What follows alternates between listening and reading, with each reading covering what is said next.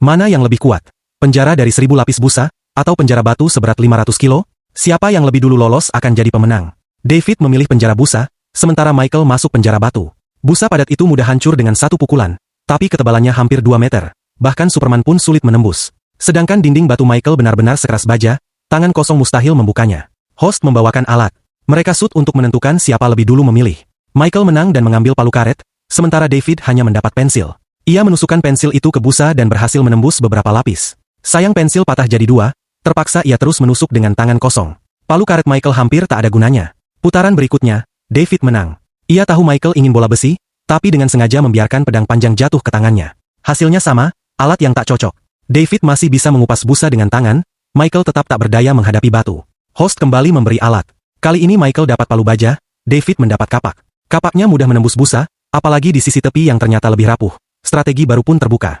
Sementara itu Michael terus menghantam, tapi hanya percikan api yang muncul, tak ada celah sedikit pun.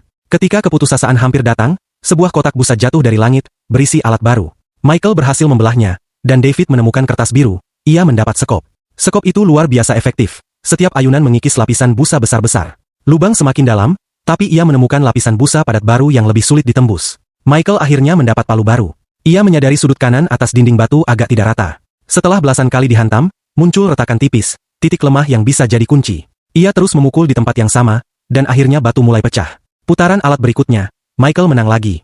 Ia mengambil pisau melengkung, David mendapat parang besar. Parang itu hanya bisa membersihkan busa di sekitar lubang, memperlebar jalur. Tak disangka, pisau melengkung Michael bisa mencongkel batu, meski sering tersangkut dan bengkok. Dengan susah payah, ia tetap melanjutkan. David akhirnya berhasil melewati lapisan busa keras, kembali bertemu busa biasa yang mudah dikupas. Kecepatannya makin tinggi, sementara Michael masih mengayun palu dengan susah payah.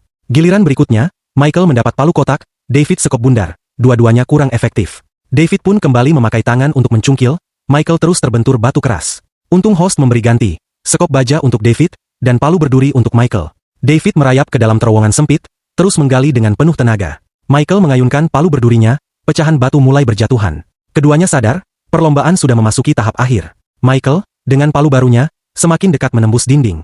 Namun David sudah terlebih dahulu membuka jalannya. Ia menjangkau keluar, meraih bendera kemenangan. David keluar sebagai pemenang, meski menghadapi batu baja milik Michael, ia tak gentar dan membuktikan kekuatannya lewat strategi dan ketekunan. Michael terpaksa mengakui kekalahan, meski hatinya belum rela. Lalu bagaimana dengan kamu? Jika harus memilih, akankah kau masuk ke penjara busa, atau penjara batu?